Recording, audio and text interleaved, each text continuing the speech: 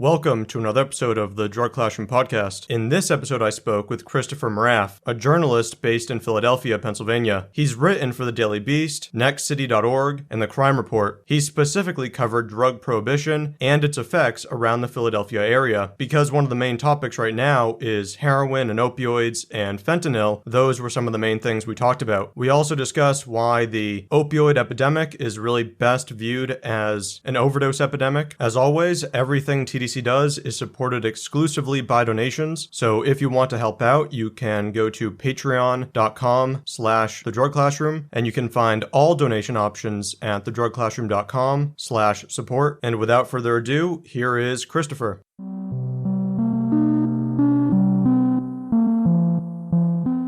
I'm here with Christopher Moraff. Christopher, welcome to the podcast. Thanks for having me, Seth. So I've been following some of your stuff on Twitter for a while, and you're based in Philadelphia, and it's interesting when a lot of the coverage of the so-called opioid epidemic is national, and it's not, unless you're in an area that's heavily affected, then sometimes you don't really see the on-the-ground situation, whereas you're in Philadelphia, and you seem to do a bit of coverage of this. And that's why I wanted to have you on to sort of talk about Philadelphia as a sort of microcosm of America right now. Sure. It's a particularly problematic area in terms of opioid deaths, right? Like the rate in Philadelphia is even higher than, say, New York City, I believe. I don't have those numbers in front of me, but yes, we've had overdoses more than double in just the past year, and a lot of it is due to fentanyl. And I, I'd like just to go back to what you said about Philly being a microcosm. It's an interesting point because Philly is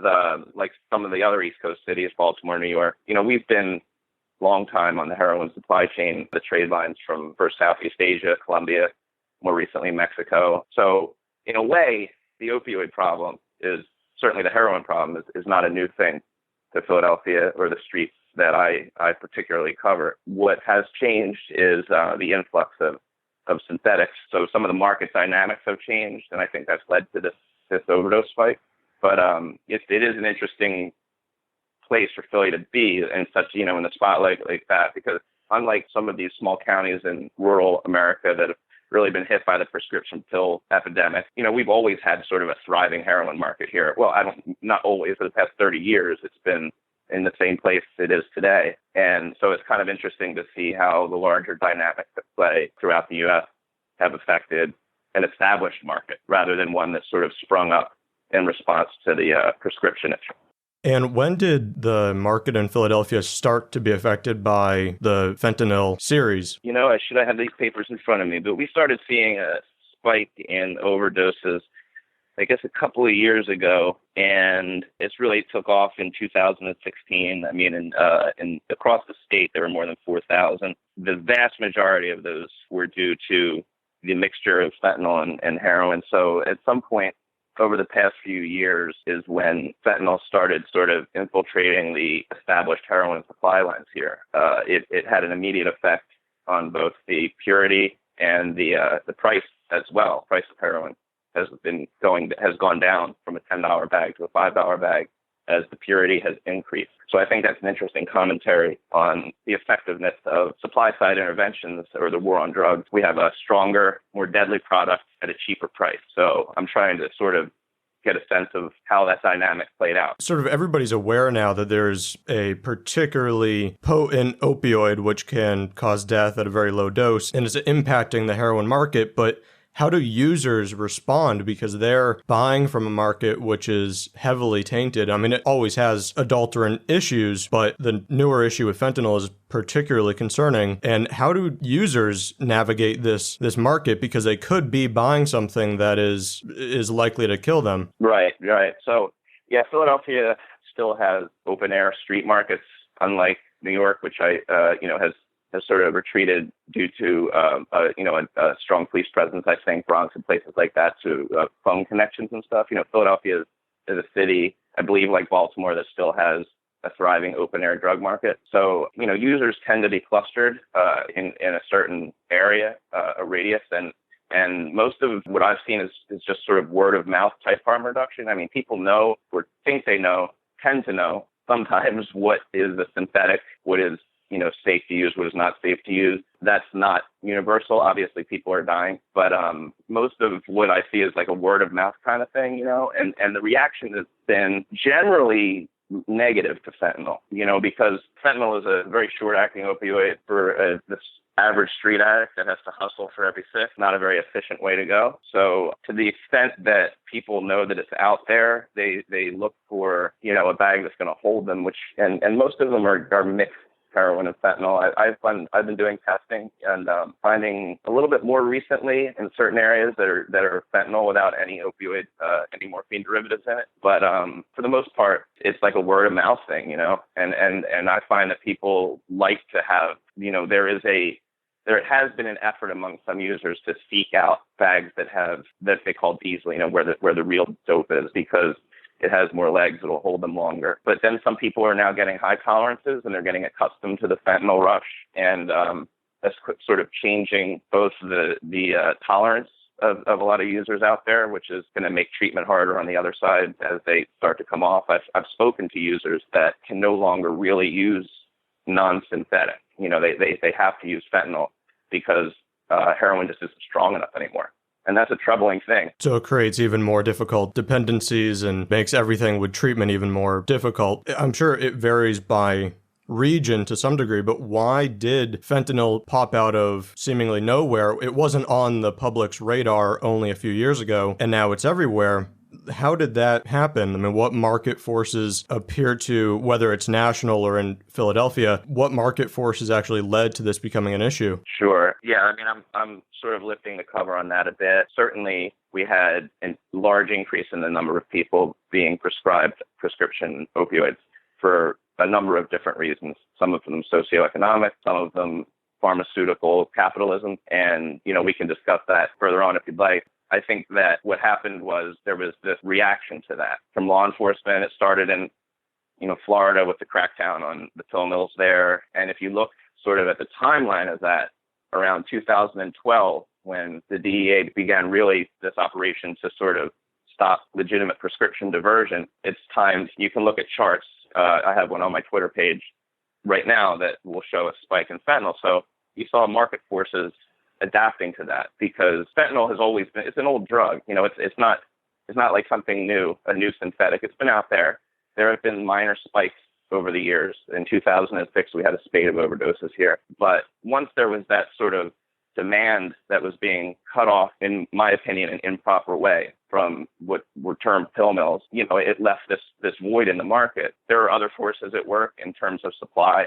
One thing is that Colombia began reducing its opium production, and so the heroin trade shifted more towards Mexico. And Mexico they've had a history of producing illicit fentanyl. They also have long established illicit market supply lines throughout the country. Then there was some innovation in the heroin that they produced, from black tar to powdered heroin, which is more, it can be mixed much easier with fentanyl. So those things all kind of, I think, came together in a perfect storm. So you had these supply side interventions leaving a lot of people in a lurch and sort of seeking out street markets. And you had this shift in the production line where there was sort of this, a surge of what would be called black market innovation to fill a demand that was unmet at a cheaper price. It all came together into where we are today. So you had the market changing in terms of providing a less pure or different kinds of adulterants in heroin, and then at the same time you have these opioid prescriptions increasing, and at least some connection, it's arguable what connection there is between legitimate opioid prescribing and then illicit use, but there is some connection,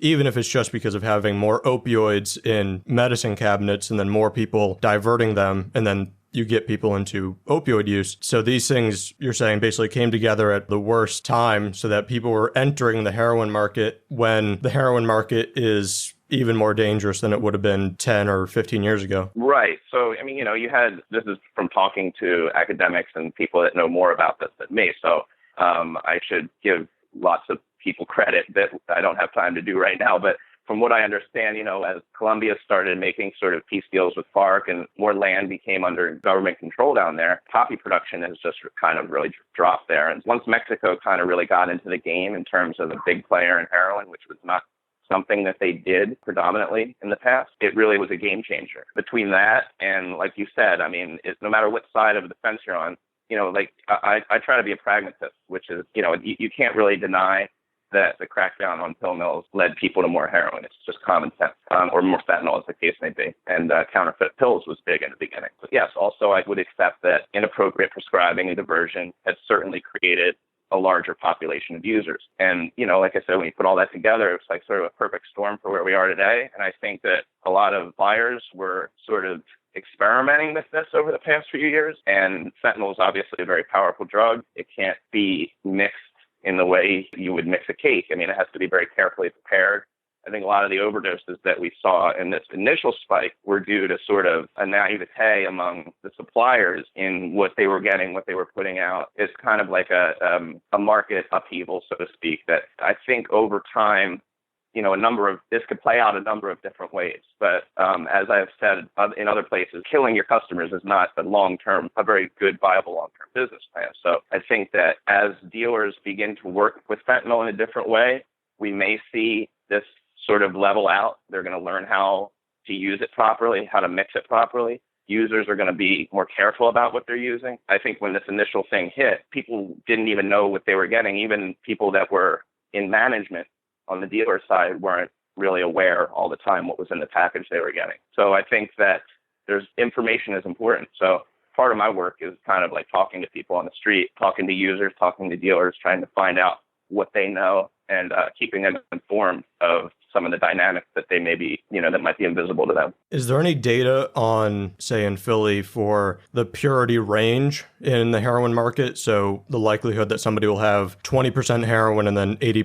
fentanyl, but then it switches or something, and then you get people getting used to certain doses and suddenly those doses kill them from another batch. Do we have an idea of how big that range is for how pure or not pure in a given area the heroin could be? I think that the data on that is probably pretty limited. I think the average purity of a heroin product in the past maybe ranged from like around the 30 to 40, 50% range. And I think for one thing, there's different derivatives of fentanyl, and there's really only just begun an effort on the law enforcement side to sort of have like a fentanyl signature program, sort of like the way that they've been studying heroin for quite some time to sort of understand those metrics a little bit better. In the beginning, from a toxicology perspective, medical examiners didn't even really know what they were dealing with. They're starting to get more seizure data, and that may become known. But fentanyl is a tricky drug because, like I said, you can get what they call hot spots in a batch. So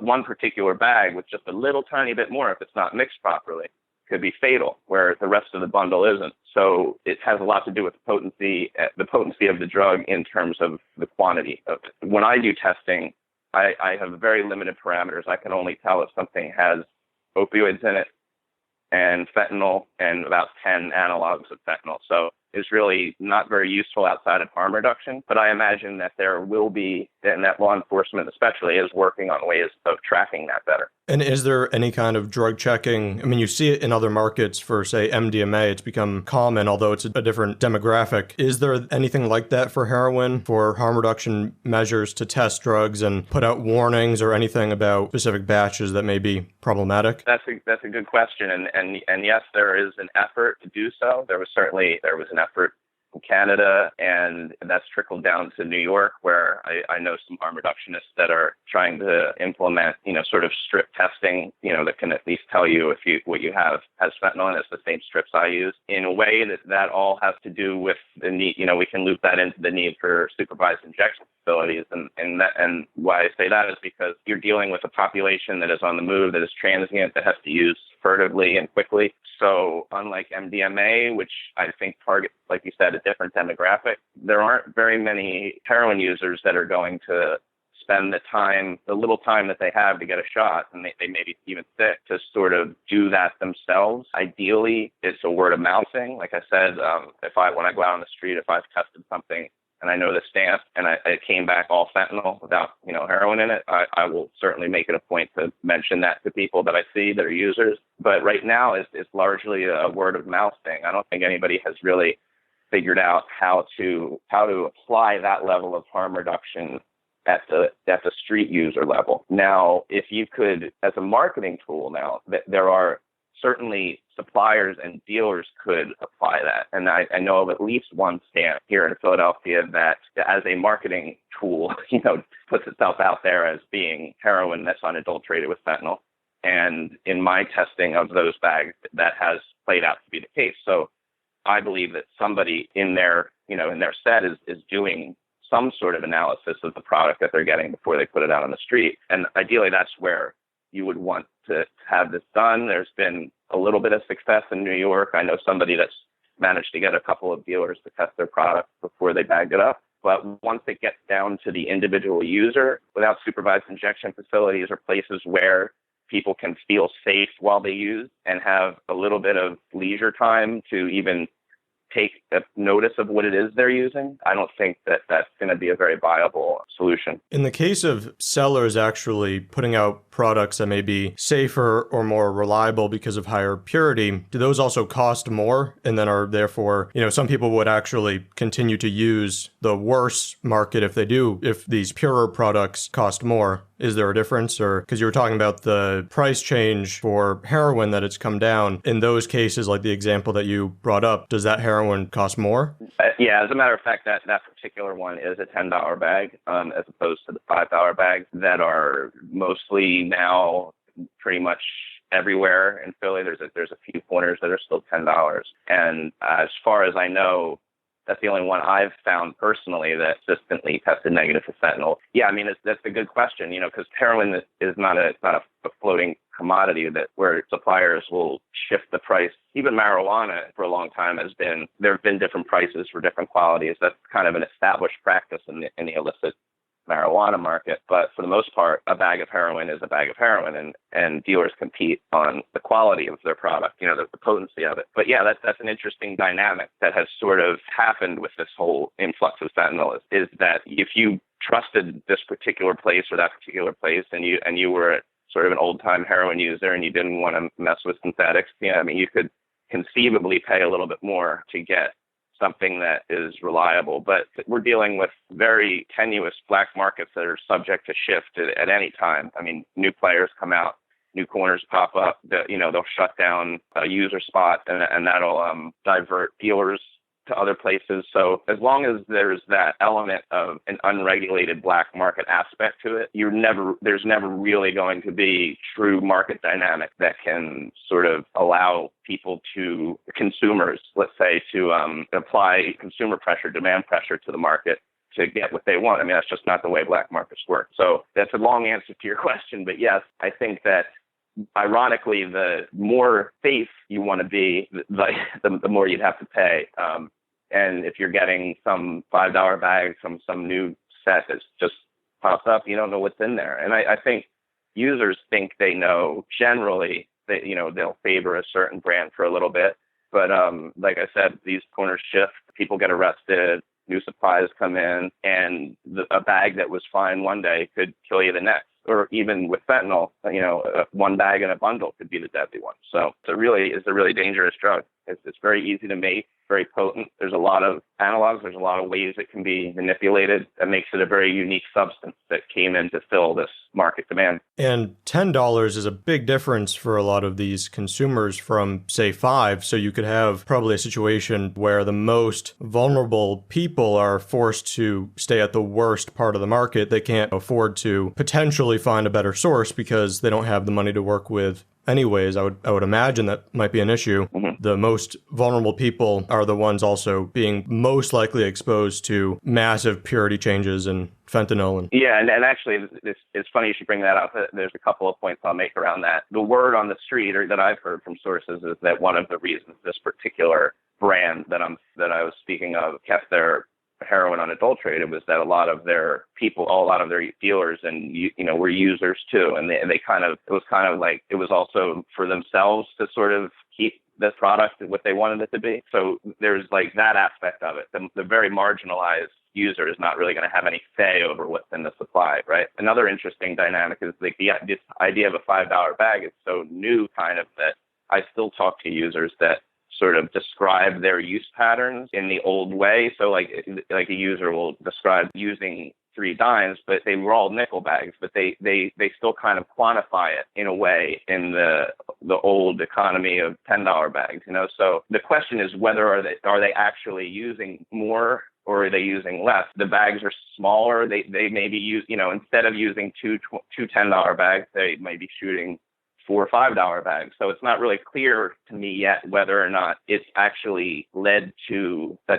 cheaper product in the end run for the consumer. They may just be using more. And certainly once their habits become, acclimated to this higher potency, it's all, they're going to have to keep upping their dose of this fentanyl just to be well. And it just doesn't keep them well long enough. The policy responses to this supposed opioid epidemic, and that's probably not a good term for it, but it's one that people use. The responses around the country have been all over the place. You've had places that want to, or at least individuals in certain towns and cities that want to, say, restrict access to naloxone. But then you have on the other side drug decriminalization or injection facilities. What is the political climate in Philly like for responding to this? Is it moving in a progressive direction or is there kind of a crackdown mentality? Yeah, so to your first point, you're right. I find the term opioid epidemic to be rather useless. I mean, what you have is an overdose epidemic. It's kind of like calling drinking and driving a car epidemic.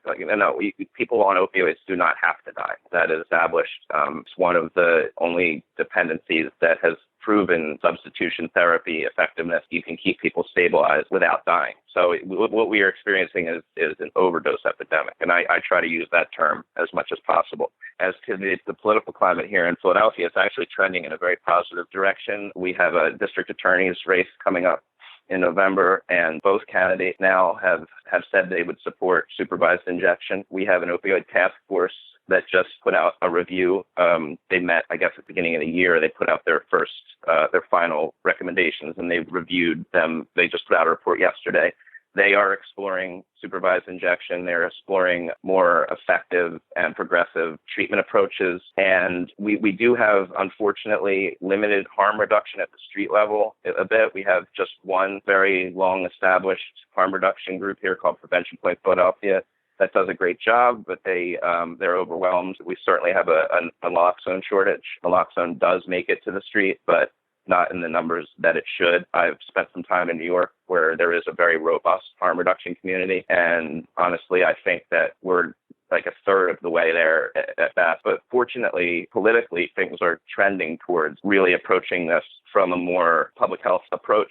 Of course, there's law enforcement efforts, as there always will. We have a war on drugs. Police are going to continue to make arrests. But I find that there's a bit less of the harassment of sort of street users than there was at certain times during the course of Philadelphia's drug war. During there was a period in the 90s where there was an Operation Sunrise, which was sort of kind of like what Operation Pressure Point was in New York. They went out and just arrested everybody for one bag if you had it. That was rehashed again in the mid-2000s. There's a bit less of that, where I think law enforcement is beginning to say that they're beginning to realize they're going to also be behind the curve, and they're going to be on the wrong side of history if they don't get on board. But I'd say that the best news here is that we have 2 DA candidates, one of whom will win, who believe that supervised injection is a viable policy platform to get behind, and that's certainly encouraging. And those injection facilities have received a lot of attention around the country, and many places there's at least proposals to start opening them. How do users, because I know in the case of, say, methadone, but they don't like having to go to this location, it's outside of their home, you have to go to this place with other people, and some people don't like that restriction of freedom. How do users tend to respond? Well, I mean, the only one that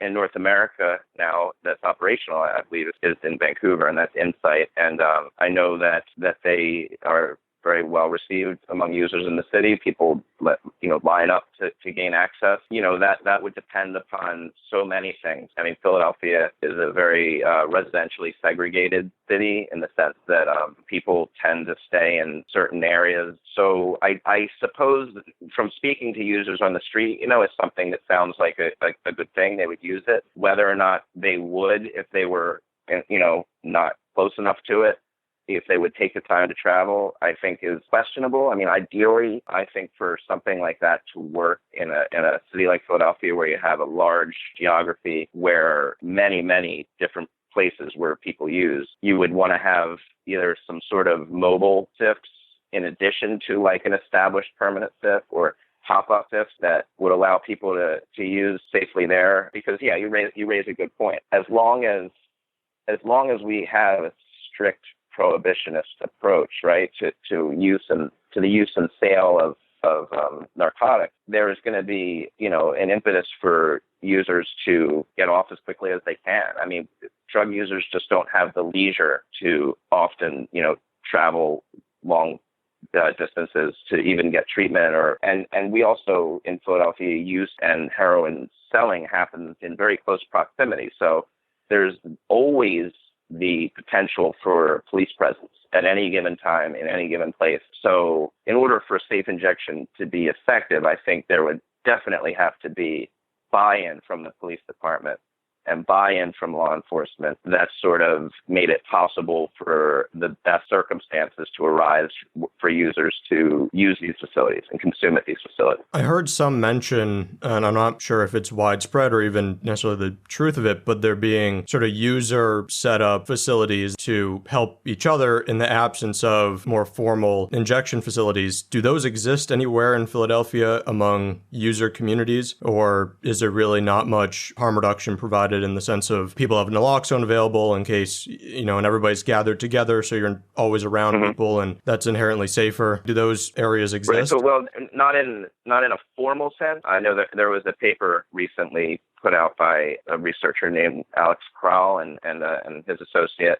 They did a study of an underground supervised injection facility in an unnamed city that was formally established. It had a budget, albeit a shoestring budget. It had a set number of people that was invitation only and word of mouth. There's nothing quite like that in Philadelphia yet, although it wouldn't be a bad idea. But there are user, I call it like crowdsourced harm reduction, in the sense that, it sort of develops organically around a group of users. We had a very famous or infamous, depending upon which side of the war on drugs you're on, user camp here, El Campamento, which I'm sure you've read about or heard about. Yeah. And I spent quite a bit of time there before it was closed down ultimately this summer.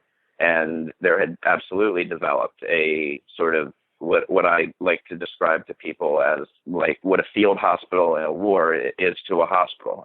It wasn't ideal. It wasn't always sanitary, but it was, for the purposes of harm reduction, it was effective. There was a very limited number of overdoses, fatal overdoses, I should say. Let me rephrase that happened at this site, because there were users with naloxone always. There was a quote-unquote doctor who provided injection service for a small fee. There were also dynamics there, however, that made that possible. One was that there was a couple of dealer sets down there that had established, and were selling. So there was a hierarchy that sort of kept order in a way, and it was very orderly at times. I mean, it was pretty amazing to watch this organically evolve over time and see how users and dealers sort of police themselves in a way. I've been spending time since that crackdown, at a separate place, a minor small user camp, probably close to the same number of people at any given time, but it's much less organized because there's no hierarchy there. But they do have, as long as there's naloxone available, people will use it. And so yes, using in groups is definitely something that has and does continue to happen in Philadelphia, and it's probably saving more lives than we know. And it would be really interesting to sort of get an insight into that. Again, it happens so much off the radar that people don't often report when they've used it. I just hear it, word of mouth. So yeah, that's an interesting thing about the heroin culture, is that users do tend to, in markets like Philadelphia, I can't speak for everywhere, users do tend to cluster around certain areas.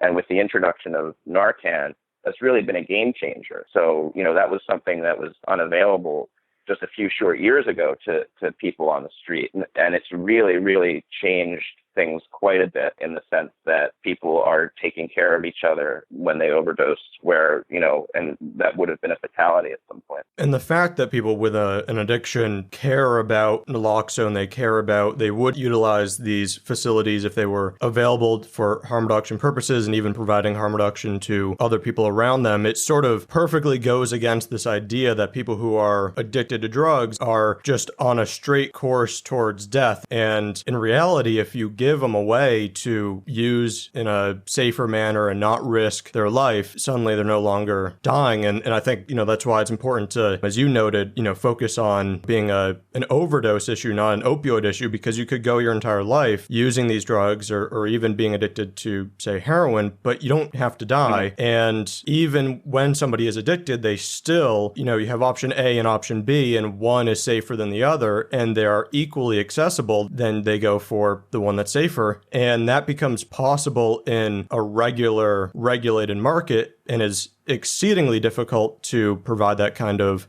market system when it's a black market. It's unfortunate when harm reduction does start to appear in some way, law enforcement seems to always make it worse. In this case I'm assuming it was not beneficial to close down that camp. No, in fact, the community has already sort of been raising a bit of hell about how it's just made the problem worse. Yeah, and that was a complicated thing, we focus on law enforcement. Your average beat cop is generally not that interested in the politics of the war on drugs. These are decisions that are made, in this case at a city level, and it was private property, this particular location. It's owned by Conrail. It was really media pressure that kind of Dr. Oz came and did a big thing down there, and suddenly everybody said, we need to close this down. And it's kind of like, the war on drugs, in my mind, has been this 4-decade experiment in the amazing viability of the free market system. And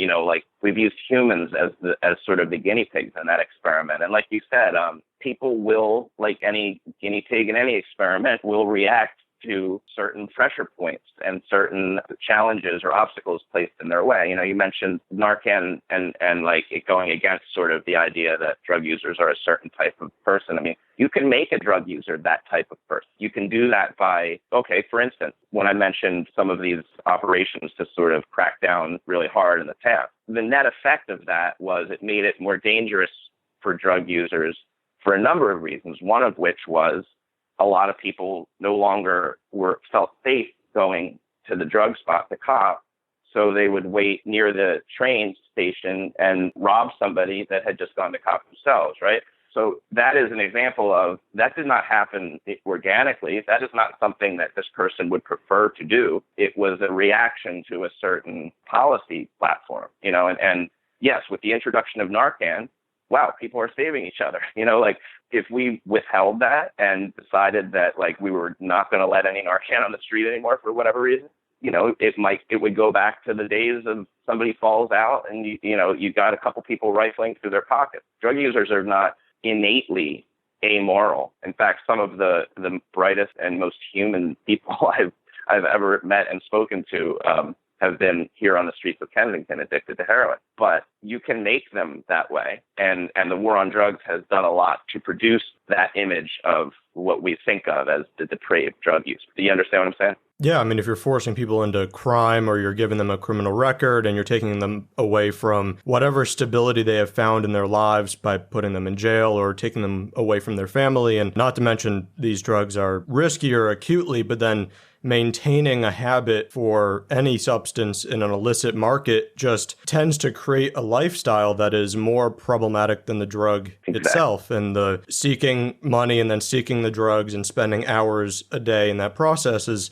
worse than whatever a use of heroin is going to do to you. And then these people can't get any step forward in their lives because they are constantly facing essentially a rejection by the system and also a rejection by basically everybody who doesn't use the drugs that they use. And, in cases like the camp there that was shut down, it seems like one of those cases where the black market exists and people tend to not see it and be aware of what's happening relatively close to their community, and suddenly it's revealed to them, and then there's complaints, but they don't realize, the people who are making the complaints, that whatever they're seeing was actually the best that this group of people could do. I mean, like you were saying, there was some level of stability and some level of harm reduction in that community, so it may not look good, but they don't realize that if you rip that away, what had been created, people will disperse, and it will be more dangerous for the users and maybe more dangerous for society.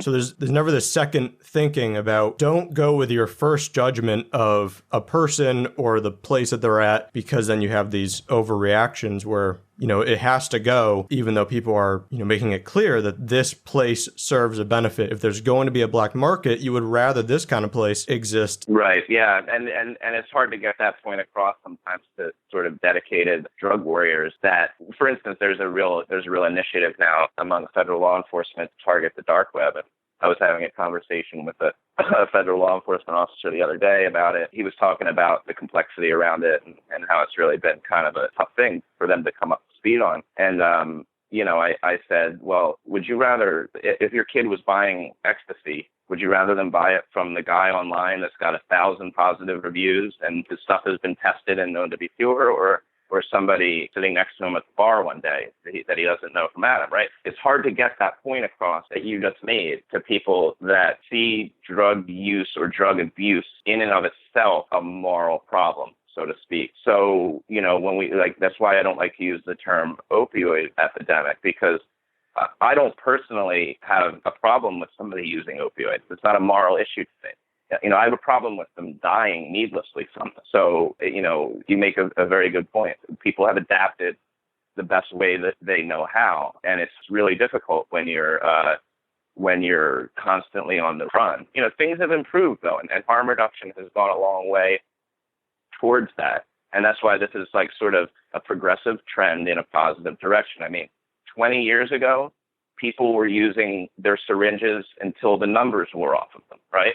Nowadays, it's actually become, how, I don't know how old you are. When I was a kid, nobody wore a seatbelt. It wasn't even, and suddenly there was this big campaign to have people wear seatbelts. And now, you kind of get a funny look if you sit in somebody's car and you don't put your seatbelt on, right? Well, that's kind of over time, people have become, it's almost frowned upon to not have, new syringes because they're available. We've made them available.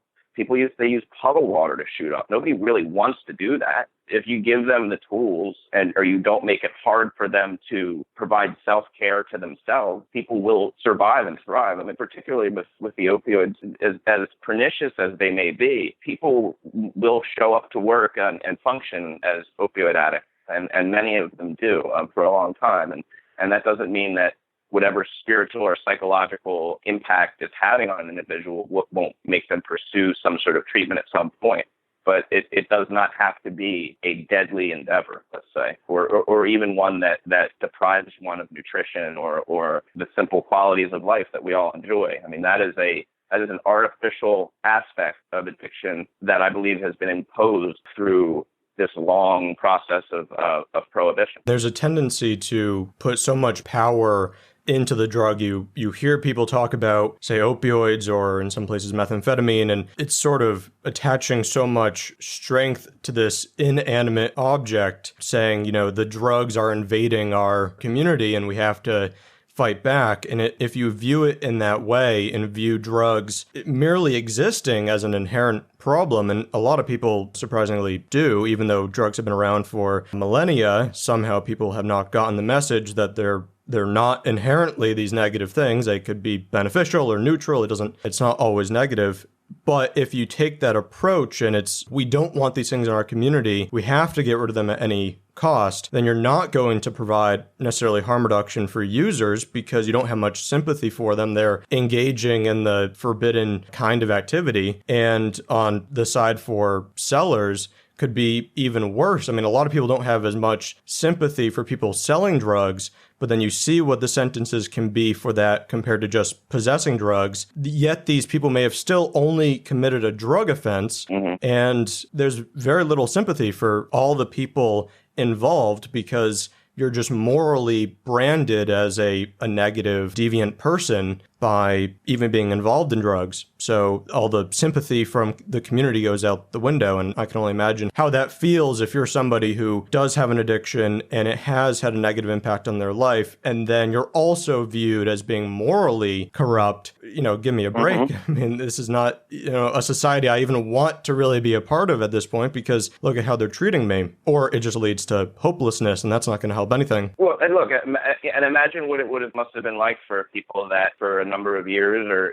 were part of the community, going to who they thought was their doctor, and suddenly one day their pain clinic is shut down, and all of a sudden they're like the focus of a criminal investigation, and now, suddenly they go from being a patient to being an addict by default, right? And then, it's only a process before you adopt that self-labeling and you become what society has imposed on you to be, So there are people that's why when I hear law enforcement officers or state's attorneys general here in Pennsylvania, for instance, talk about, we're going to go after these doctors with a vengeance and stuff, it just seems so impractical to me that, that you would take somebody that, even if they are abusing and addicted to their pain pills, and sort of like criminalize them and turn them into a population that now becomes problematic. If we're talking about simple public health and quality of life and community well-being, that is certainly not a good policy platform to pursue in my mind. And yet, like I said, for people that are sort of dedicated on the supply side intervention as being, the dominant prong of addiction policy, it's really still a hard sell. And that's proof. The proof is right there in the same rhetoric around diversion. Whatever harm somebody was doing to themselves by taking a prescribed drug that was always going to be the same when they got it, and they filled it in a legitimate place of business and were able to use it on their own time and leisure legally, whatever harm they were doing is infinitely more when you suddenly criminalize them. It's something I've been saying for years, and it hasn't trickled down as far as I would like it to, but I think more people are starting to listen. Well, it seems so many of these conversations are coming as though getting rid of drugs is actually an option. So if you are ever doing something that is pro-harm reduction, you're therefore standing up for drug use, as though drug use is not taking place anyways. I'm familiar with this in a few different markets, but say in MDMA, people complain about pill testing at events as though it will encourage the use, and yet the stats bear out that, one, the use was going to take place anyways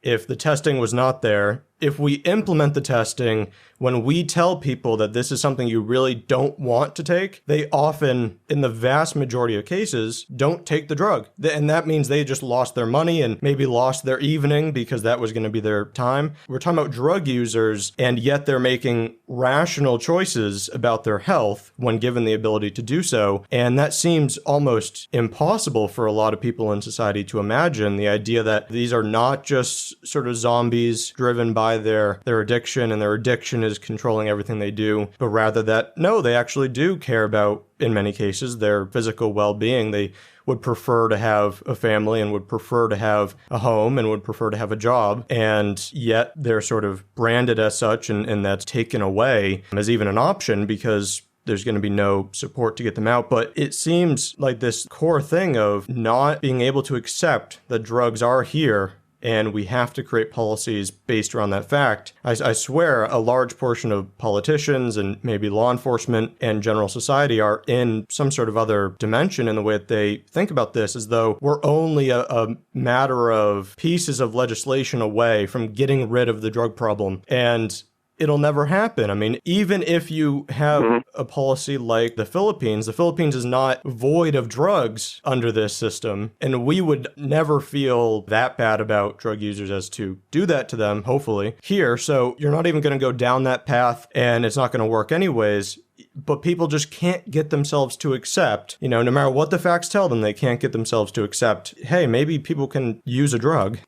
Well, I mean, and that's the irony of America's war on drugs. You know, we're a country that, well, you know, drugs are a commodity in the sense that there are obviously crimes that are problematic, like, you know, murder and rape and robbery that need to be criminal offenses. Drugs are a commodity that people use. It's a market-based crime that solely exists because of prohibition. And we live in a country that reveres capitalism and free marketism almost to the level of a religion in a way. And yet we can't seem to wrap our heads around the fact that as long as there is a market, there will be that market will be filled. I mean, that's the law. That's the law of capitalism. That's the law that we revere in every other place, you know, in our policy language, you know.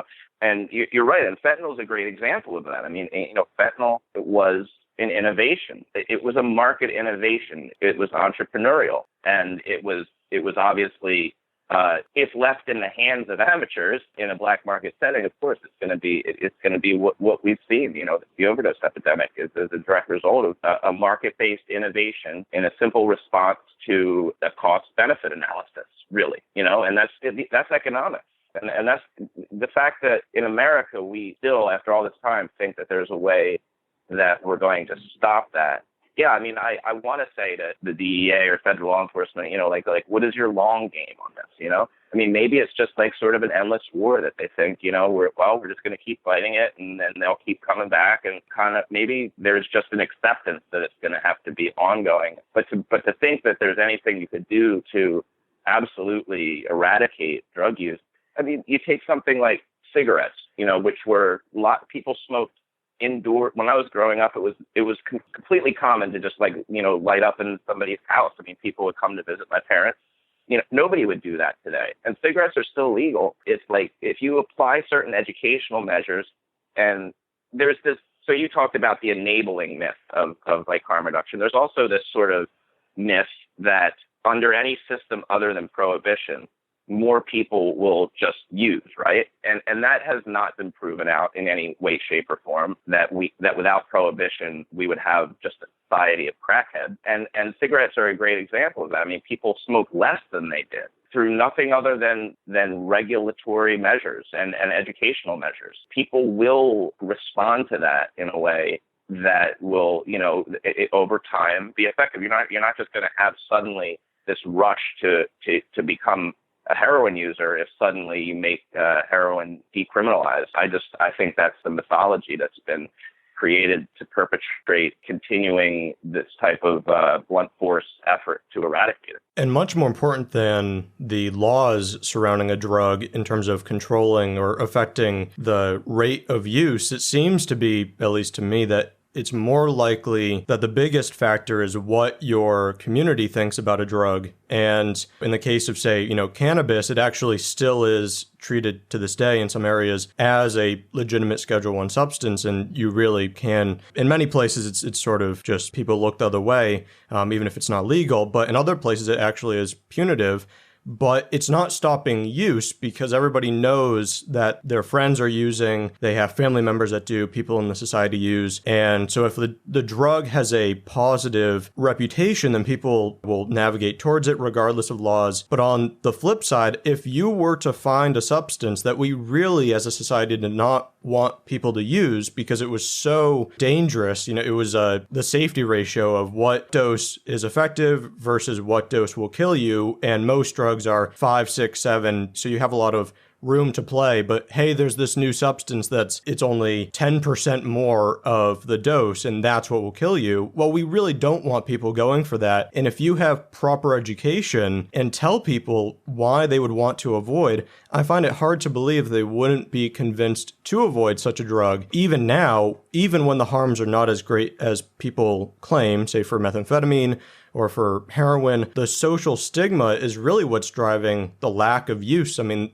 you can order any of these drugs online if you really wanted to, especially nowadays, yet people still choose not to. So yeah, this idea that somehow everybody switches to heroin when you legalize or decriminalize is just not backed up. And there's certain cases, and some people really have made this point, I think including Carl Hart at Columbia, that a mere increase in drug use is not necessarily an issue either. Exactly. Because you have to look at, there's more going on. Is the use actually problematic? And there's just no ability for people to think, oh, there are problematic and non-problematic drug users. And yet we have this perfect model of alcohol that everybody accepts. Everybody accepts that their way of using alcohol is typically not problematic, but everybody can identify somebody who has an alcohol addiction and they're doing something totally different, but it's the same drug. So it comes down to the person, that viewpoint has not been afforded to any other substance so far. The idea that you could have a purely just recreational cocaine user who every couple of weeks is using cocaine is just blows people's minds. Well, I think it's been estimated, the Global Commission on, I'm forgetting the name, one of these big groups has estimated that, I think Richard Branson's a member of it, the name's escaping me, the estimates are that about only 10% of cocaine users are actually like addicts. I mean, most people do recreationally use, and that is, you're right. It's a hyper focus on the substance itself, and substances have different effects on people. There's a biology around addiction that often gets overlooked in the sense not everybody that takes a Percocet is going to like it or is going to. Look, my wife could take, to sleep an Ativan or something, and it'll knock her out for the whole next day. I could take one, fall asleep, and feel fine the next morning. Like, people's physical reactions are going to be different to substances, and people are going to avoid things that don't like. I guess, I don't know if I'm getting my point across. I guess what I'm trying to say is, like, the idea that every substance is going to have the same level of that say heroin or cocaine is going to have the same reaction on anyone that tries it. The one hit and you're hooked thing is a myth. And yeah, I think, there's been a lot of harm perpetuated. I mean, the disease model of addiction, while it helped remove a lot of the stigma that might have surrounded something like alcoholism in the past, kind of like created this one-size-fits-all idea of what addiction looks like and how it should be responded to. And I make that point all the time.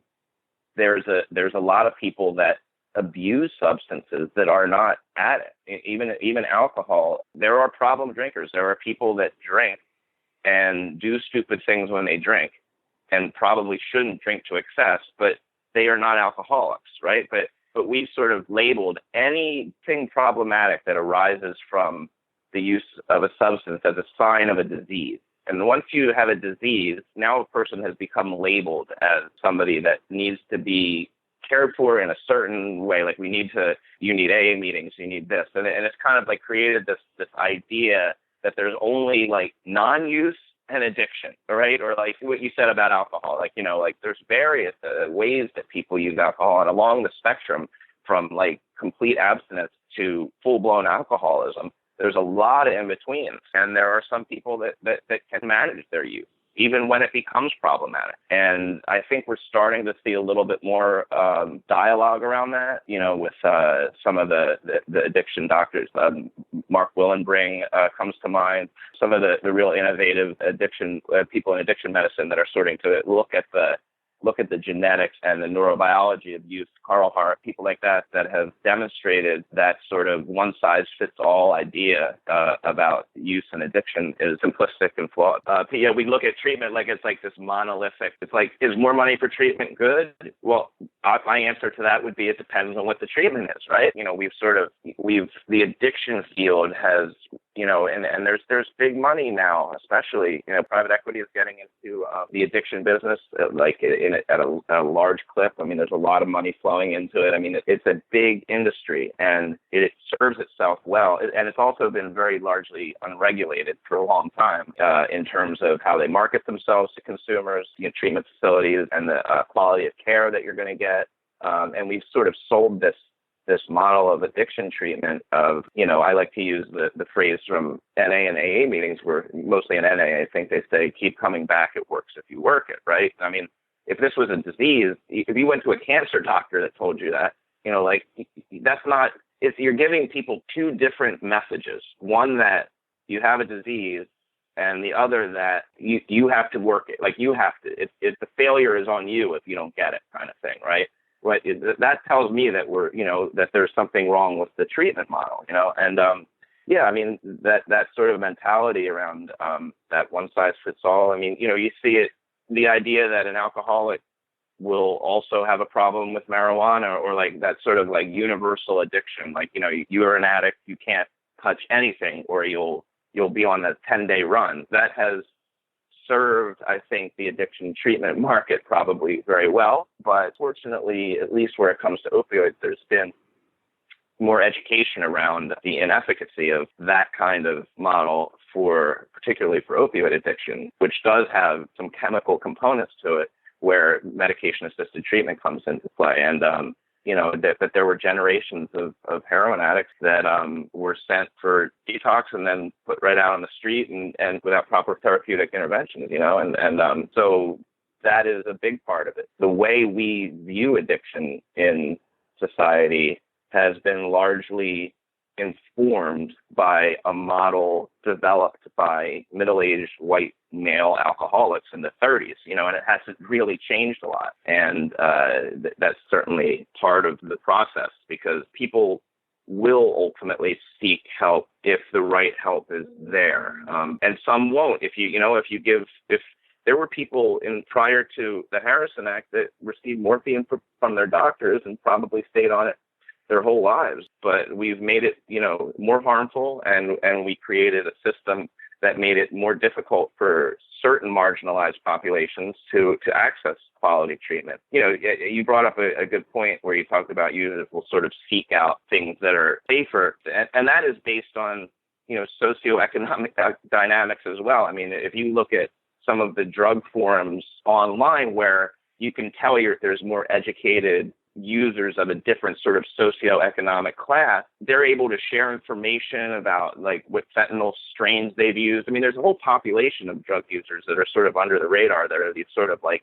I call them like the drug nerds, I mean, like they know which analogs to try and which, I mean, these are people that have like, they have social capital and educational capital and things that allow them to be more responsible in what they're using. Marginalized populations that are from street backgrounds and, were forced to use street heroin in a place like Philadelphia, they don't have that same level of that same ability to have the leisure to use responsibly. Yeah, I mean, if you have bad drug education in the best school district of California, you can only imagine what it's going to be in the worst part of Chicago. I mean, you have people who are maybe at a higher risk of using drugs, and people can kind of teach themselves in many ways using resources like you're referring to with these people on forums and Reddit. And it's a totally different kind of community than your stereotypical drug users.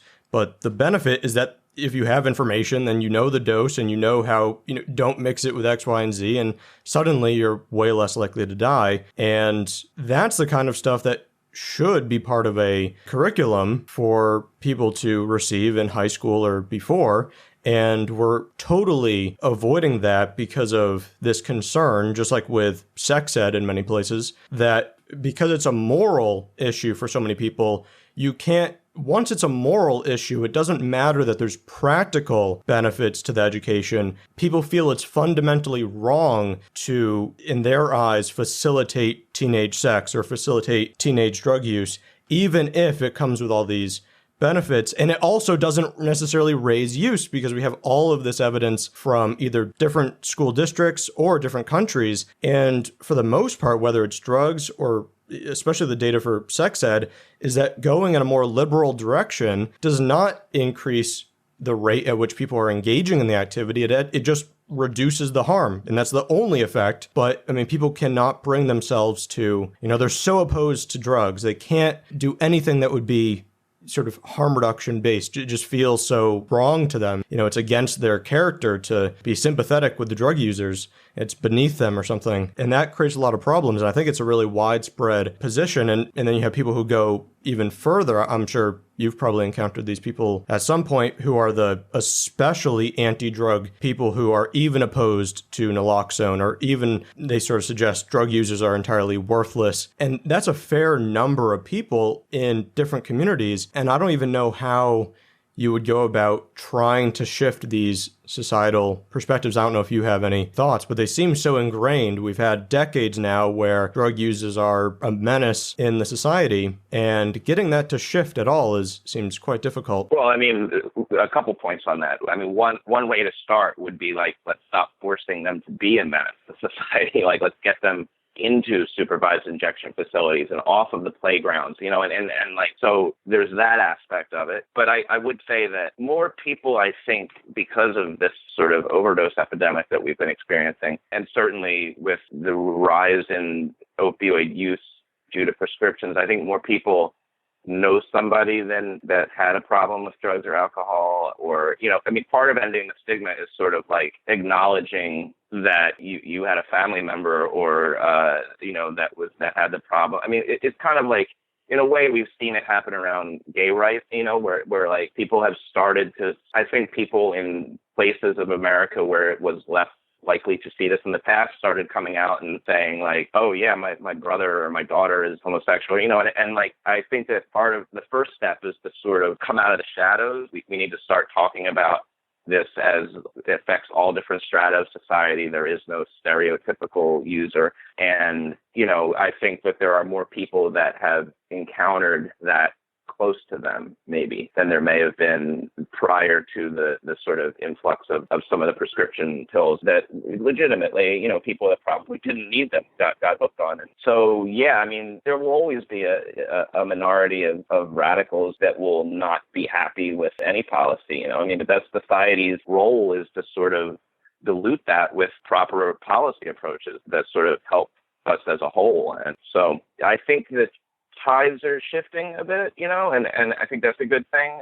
Certainly in certain cities, it is. I don't know what it's like in more rural places in terms. I imagine it's still some very like sort of brute force type law enforcement in different counties. I know there are, outside of Philadelphia, but in urban centers, fortunately, we're trending towards looking at this with more of a public health eye. I mean, when you hear even law enforcement getting behind things like methadone, that was kind of unheard of at one point in time, but it'll take some time. I mean, the supervised injection facility issue, I think will play a lot of that out.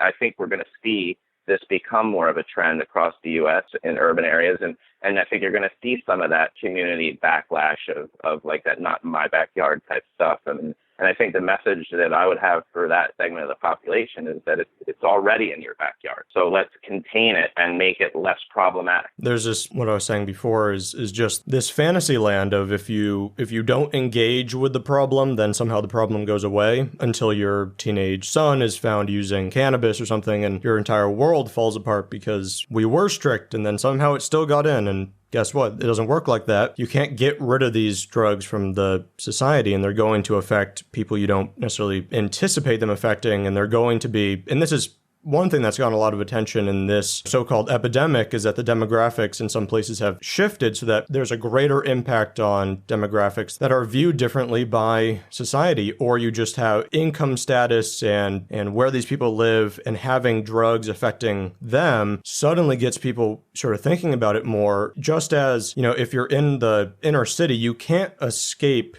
the existence of drugs. And so in some cases, that seems to lead to a willingness to actually pursue harm reduction or injection facilities, versus in rural areas where you may not be around drugs, at least to your knowledge, on any regular basis. So it seems so foreign that you would just want to keep the stiffest penalties in to keep it out. But ultimately, it's a sort of a fantasy land that these people are living in. They just have to stick their heads in the sand and not think about drugs, or not think about, in the case of sex ed, sex, and the issue goes away. There was one thing that we've kind of touched on a few times, which is prescribing with opioids. And I think there's a lot of debate about how the prescribing practices directly connect to the current overdose issue in terms of how many people are being prescribed these drugs and then turning to illicit opioids, And specifically, if they were prescribed the drug under totally legitimate circumstances. So there's obviously people can gain access through the medical system, but that doesn't mean that they actually had they were going into it with that intention. So it's hard to figure out what is the rate of give 100 people oxycodone, how many people will turn to an oxycodone addiction and then to heroin. Do you have any, not necessarily hard stats, but any kind of feeling about how many current heroin users got there because of they messed up their back or messed up their body somehow and had pain meds? I mean, in a place like Philadelphia, it's mixed. Certainly, I do encounter people that were introduced that way, and perhaps more so in the past. Whereas, like I said, there's been a thriving heroin market here. I mean, people and white people have used heroin for a long time here. It has not just become a white issue, and they've used it like organically from just going straight to illicit drugs. I'll use this as a sidebar real quickly on the net effect of prohibition in general, is that it creates a system where you have to communicate and deal with criminals to acquire a substance. So you take, maybe let's say you were a pot user, right? You're now dealing with a criminal element, and that makes it much more likely that you're going to come in contact with cocaine or some other drug, right? So that's what my little sidebar, like I could go on about that. I think a lot of what we call, like when people say marijuana is a gateway drug, I say no, marijuana prohibition is the gateway drug, because when marijuana was made criminal, you're going to suddenly be around criminals to get it. And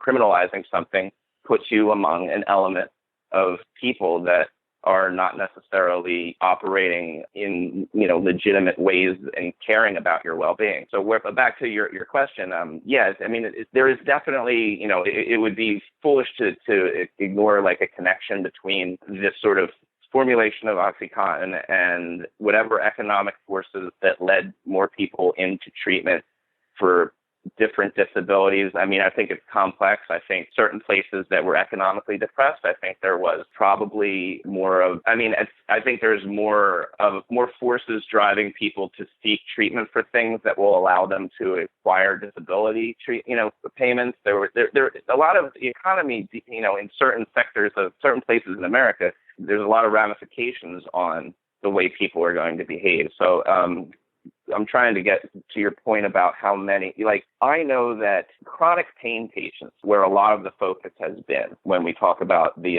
opioid problem, I think that there are very few of them that would organically on their own go to an illicit market. I think the crackdown on pain meds and the crackdown on pill mills, quote unquote pill mills, led a lot of people, some that I have interviewed, to seek out replacements because they were improperly cut off from that drugs that they were on that may or may not have been benefiting them. Some people, there's this myth that opioids don't work for long-term pain. I mean, they're putting out paper after paper.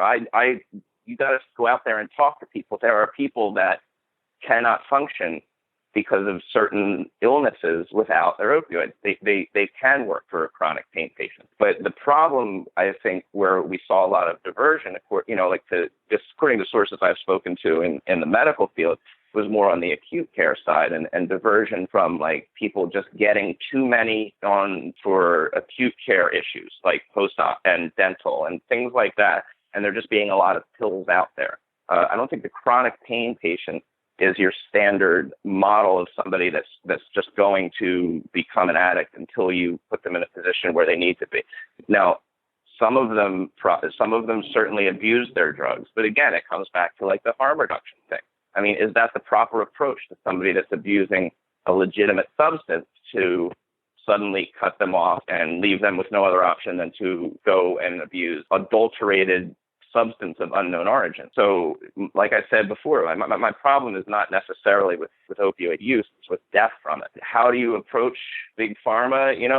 Again, that's an issue of capitalism. I mean, whatever regulatory issues were lacking in the way certain drugs were marketed, if a company falsely marketed their product, I certainly would support going after that company and suing them, like any company. But in terms of, there's also a responsibility on doctors and patients to be informed. And, doctors, if they were prescribing substances to people without really knowing what they were or doing their due diligence, that's problematic. But that's for the medical industry to work out. It's not for law enforcement to work out. That's an issue of regulation, let's just say. Same thing with pharmaceuticals. It's a regulatory issue. It's not a law enforcement issue. And once we made it a law enforcement issue, it led to a series of events that clearly made opioid use more dangerous for the people that use it. There's this important point that you made that even if you have somebody who is prescribed an opioid for pain, and then there's an indication that they may be using a larger amount for, say, emotional pain or something like that. So now it's moved beyond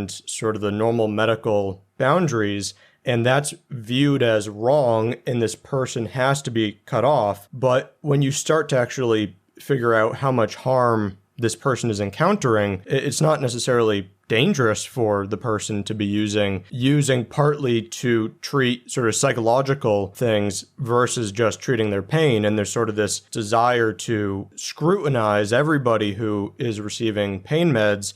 And are you using this for anything more than just your pain? And if you are, then that's an issue. And not to mention that this has sometimes been evaluated just purely looking at no factor other than the amount of prescribing. But there are cases where people, for totally legitimate reasons, have very high doses of opioids. Maybe they shouldn't. Maybe the doctor shouldn't have gotten them to that level. But being at that level does not mean they have some kind of addiction. Right, of course. And even further, even if they had an addiction, this is the main thing that people have really tried to point out, is that if this person is addicted, taking away their prescription is not going to get rid of that. So where does that addiction go? From a standardized oxycodone to who knows what in the heroin market? And who could ever view that as positive is, it's beyond me.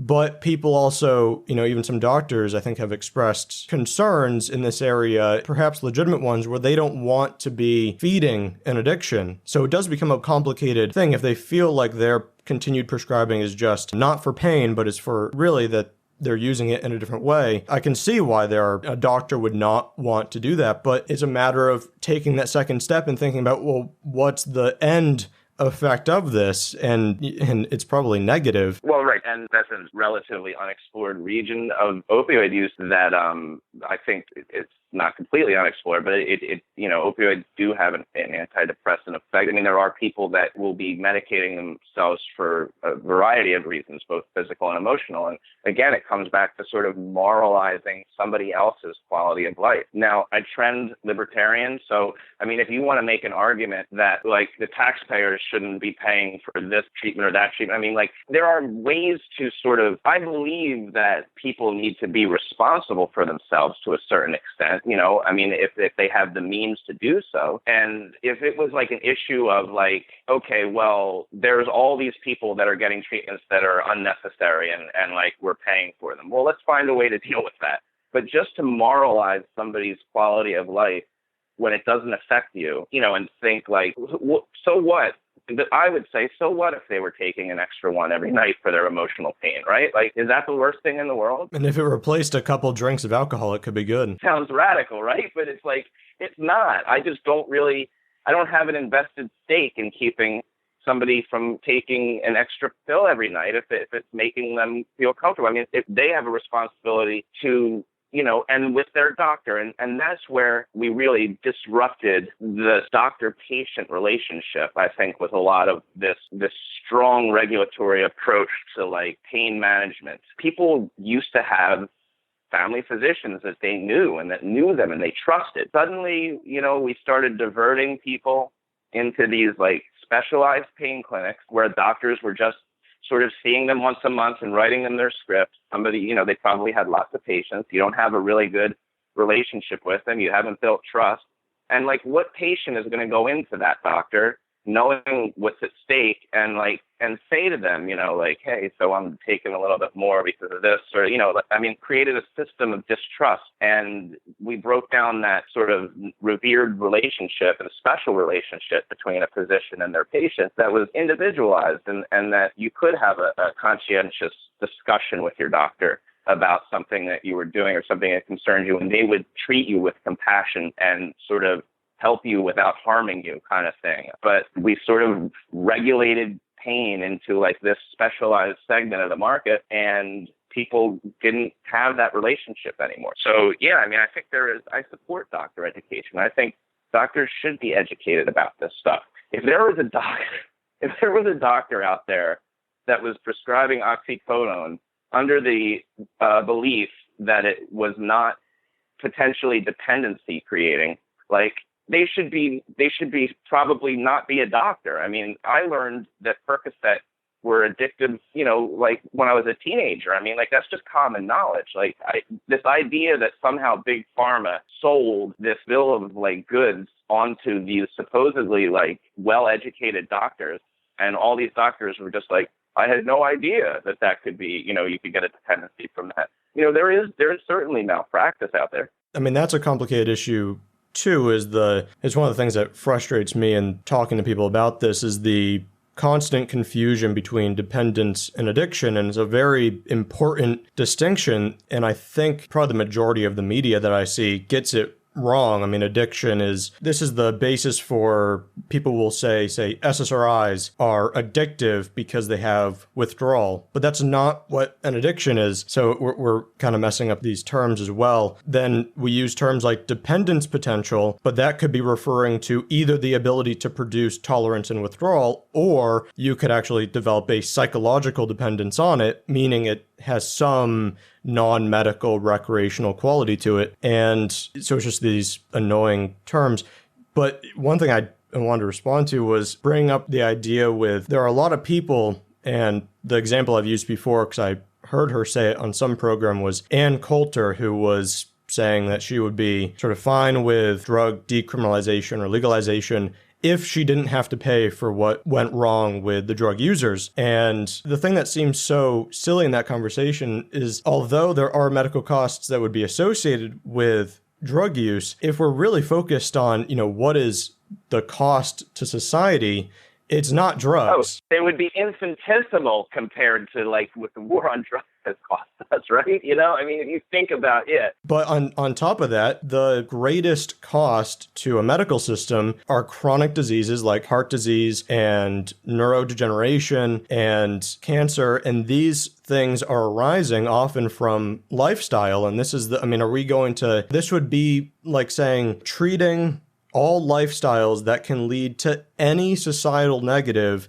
we have to legislate against. If you go down that path, as we have with drugs, but the logical conclusion would be things like the highest sugar drink, but it just seems absurd because we don't view food or something or a lack of exercise in the same way as drugs are this big scary thing, and they come into your body and they destroy everything. But really, what's costing society a lot of money is not drugs, and that's not to minimize the risks associated with some drugs, especially, oddly enough, the ones that may have the greatest long-term risks are actually alcohol and tobacco when they're overused compared to, say, heroin. So that means in many of these cases, you're focused on the acute medical costs. That does not cost anything compared to treating somebody with heart disease. So it's just this weird thing where drugs are so bad we couldn't put even $1 into it because it's just this despicable part of society. Well, for one thing, the cost of a dose of methadone is like $1. I mean, like it's tiny compared to the money we've put into trying to. That's an interesting thing for her to say. My response to that would be like, well, so what are your thoughts on the trillions of dollars that have gone towards eradicating this issue? Like I said, there are arguments to be made on how care is delivered and, who pays for it and all that stuff that are beyond my realm of sort of like looking at and exploring. I see the net effect of a war that has left large portions of, my city and others like it, devastated and have created disruption and death needlessly. Whatever the solution may be, the one path that we've been on certainly is not working. And, fortunately, I think this whole experience over the past couple of years has been sort of a double-edged sword. In some ways it's enlightened people who were previously unenlightened to the needs for certain harm reduction interventions and also medicated assisted treatment, which was sorely lacking. But on the other side, it's all wrapped up in the same rhetoric, as has always been. It's like the crack we're revisiting in a way. And that's certainly troubling from my perspective. I know you're focused on Philadelphia, but do you have any, even just personal opinions on where the federal government and the Trump administration is on this issue? I haven't followed all of what they're saying, but I get the sense that most likely there's not going to be many issues with, say, interfering with cannabis laws or something like that. But there is this rhetoric from some parts of the government that suggests we could in some way move down a more authoritarian crackdown path. Do you have any opinions on where the federal government is and doing anything good, doing anything bad? Yeah, Trump is sort of a wild card. I mean, I think he's now him and Sessions are not sort of having the warm, fuzzy feelings they once had. So it's hard to even know how long Jeff Sessions will be around in that role. I think for the most part, I think that at the level of city level, like Philadelphia, our DEA and our high intensity drug trafficking folks, I mean, they're kind of, it's just sort of business as usual. There was talk of eliminating the Office of National Drug Control Policy. And when Trump was first setting out his budget, and he reined that back and sort of just funded it pretty much at the same level it has been. He trumpeted sort of adding more money to treatment, but a lot of that was legislated by Congress through the CARE Act. So, I mean, I honestly don't think we're going to see. I had I had a lot of reservations when Trump came into office about what this would look like. He wrapped a lot of his drug rhetoric into his anti-immigrant rhetoric. So I think that to the extent the federal government at that level is going to exploit it, it will be on like that kind of border type issue, border enforcement, which was his pet project all through the campaign. But in terms of law enforcement at the level of the regional DEA offices and stuff like that, I mean, they're going about business as usual. It'll be interesting to see if what kind of the medical issue is, the benefits issue is big. I mean, with the Trump care will be devastating to a lot of people if the GOP passes, their version of this repeal and replace. That would certainly affect treatment. I think that would have more of a direct impact than necessarily his authoritarianism, which doesn't seem to be focused in that direction right now. But he's a wild card. That's subject to change at any moment. So the thing I want to end on, and we've probably already talked about some of the things that you would bring up, but even just to recap, what are the greatest misconceptions that you encounter with this opioid overdose crisis that keep coming up and you keep having to combat? Because I mean, there's probably a dozen, but what are the biggest misconceptions about what is actually going on with opioids and heroin that people tend to have? Yeah, well, you brought up a good one with, dependency versus addiction. That's a real common misconception that even people who are relatively enlightened on this issue regularly mess up. And I have to sort of explain to them the difference. So that's big. And I would really impress upon people to look at this as an overdose crisis, as a crisis of people dying needlessly, rather than focus on the substance, as you pointed out. This is not about people largely use, at least in urban centers where fentanyl has really infiltrated, and there's been a lot of, also counterfeit pills that are adulterated with fentanyl. To that extent, we're not really dealing with a opioid crisis. We're dealing with people inadvertently taking the wrong opioid crisis. And I think that that's something that I try to emphasize. People don't want to die. The fentanyl issue here in Philadelphia was not a demand issue. People weren't out there demanding fentanyl. They were expecting to get heroin. It was a supply side imposition based on a lot of different market forces. I think that is the biggest thing I would say, is that the misconception that opioids